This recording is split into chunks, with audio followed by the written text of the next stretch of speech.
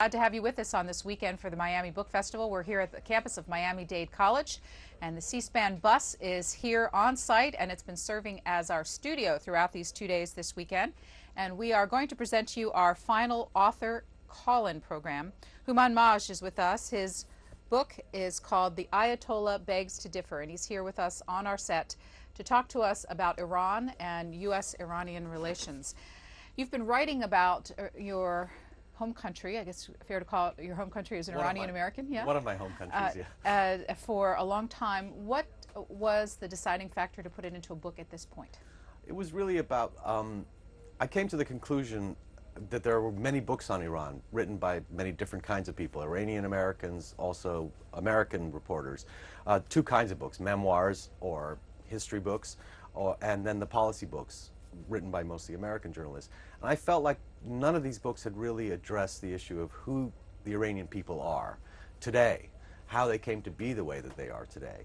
And I felt that if I could bring that element into a book in terms of trying to describe who the Iranian people are in a way that Americans might understand, as someone who's both American and Iranian, I thought that would be valuable to people who are interested in the subject and interested in Iran, because it is, after all, in the media all the time. And you know, whether it's, are we going to bomb them? Are we going to stop them from developing nuclear weapons? Whatever it is, what are the motivations that the Iranians have? How did they come to be the way they are? Why do they behave the way they do? For all those reasons, I felt that there was a necessity for a book.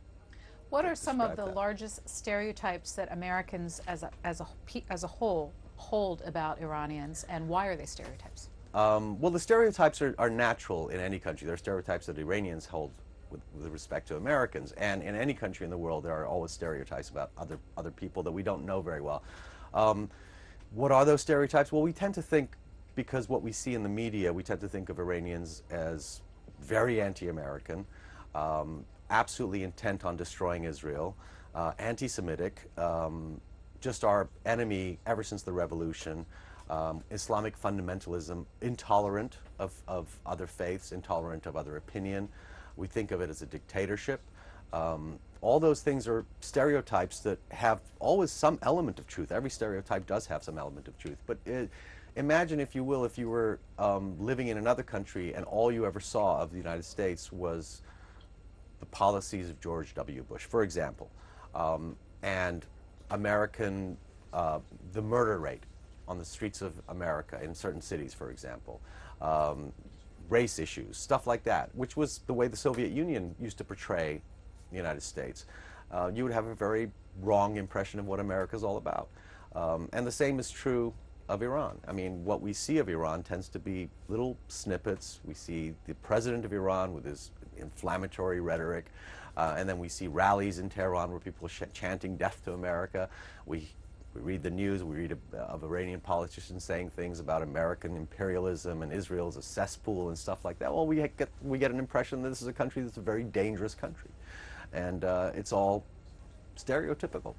I'd like to invite the audience to be part of this conversation, and we've put the phone numbers on the screen: 202-585-3885 if you're in the eastern half of the United States, 202-585-3886 if you're in the mountain or Pacific time zones. And a question that you can help explain to Americans is the power structure in Iran. How much power does Ahmadinejad have versus, as we call them, the mullahs, referred to them as mullahs here in this country? Yeah. Well, he's the president of Iran, and therefore he has some power.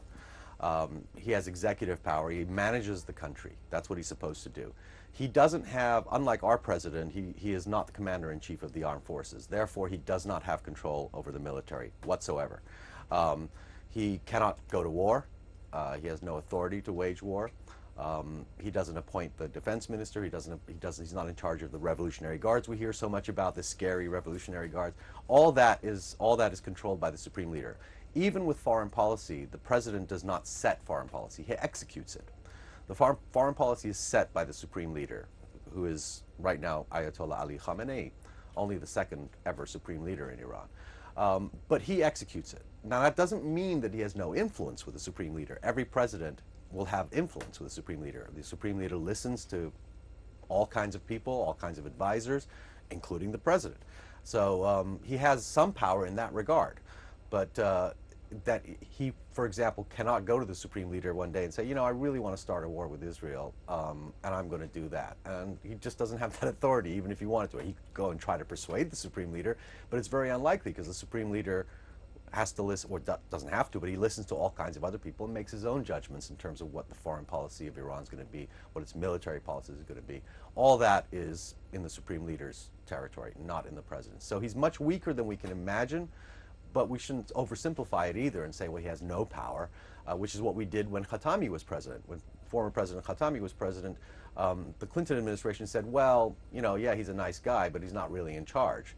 And then when Ahmadinejad became president, it's like, oh my God, this is a scary guy. He's in charge. Well, which one is it? So we did recognize at the time that Khatami didn't have all the power we would hope that he would have. In Ahmadinejad's case, we've tended to believe that he has far more power than he actually does have. Who are the best thinkers and people with the most sensitive and appropriate understanding of Iran in the United States that influence our policy? That's a good question.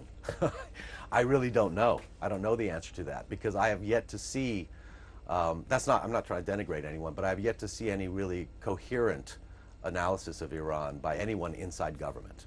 I find almost every time a government official speaks about Iran, I mean, some congressmen are much more. Dennis Kucinich knows a lot about Iran and says things that are very, for example, very true and appropriate to the discussion of Iran whenever it comes up. But generally speaking, I think that the influence that they've exerted, the people who are the so-called Iran experts, certainly with the Bush administration, has not been a positive influence because I don't think people really do understand Iran or understand Iranians. I'll give you a perfect example. I don't know who is giving advice right now to President-elect Barack Obama, but he gave a press conference last week, if you remember, and when Iran came up, he said, you know, it is unacceptable for Iran to be developing nuclear weapons. Well, I knew the minute he said that, I knew, oh my God, this is going to cause a furor in Tehran, and of course it did, because it implied that statement. This is where language becomes very important and nuanced. It implied that the Iranians are lying. They've said they're not developing nuclear weapons. So that kind of language and rhetoric, and it was a throwaway comment on Obama's part, and I'm sure that it wasn't intended as a policy statement at the time, but the Iranians took it as a policy statement, as a continuation of the Bush administration rhetoric, saying, you guys we don't believe you, you're liars. You're developing nuclear weapons. It is unacceptable as far as America is concerned. And that was not the language that they wanted to hear from a new president. That's just an example. And if President-elect Obama has any advisors on Iran, I would hope that they would tell him that the language that he uses is going to be very critical with Iran.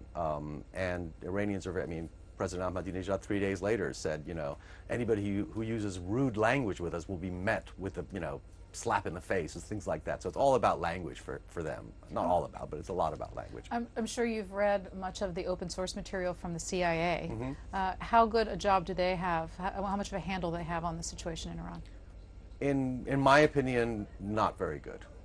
In my opinion, not very good. I mean, CIA relies upon, as far as I know, of course I can never know for sure, they rely on intelligence from the British a lot, from other allies, sometimes from Iranian exiles, which I think, to be fair to the CIA, they correctly discount a lot of that because people who have an agenda, for example, in the Iraq situation, someone like Ahmad Chalabi, they understand. They're smart enough to understand that those people aren't necessarily going to be the best source of information on Iran. But generally speaking, I don't think they have very good information.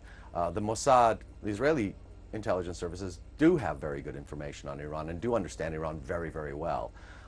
Whether they share all that information with the CIA or not, or whether they persuade them in ways that they should or shouldn't, I have no idea. I would hope that they do, and I would hope that somewhere in the secret information that the CIA does have, there are analysts that know what's going on and what should be done and what shouldn't be done, or what can be done and what can't be done.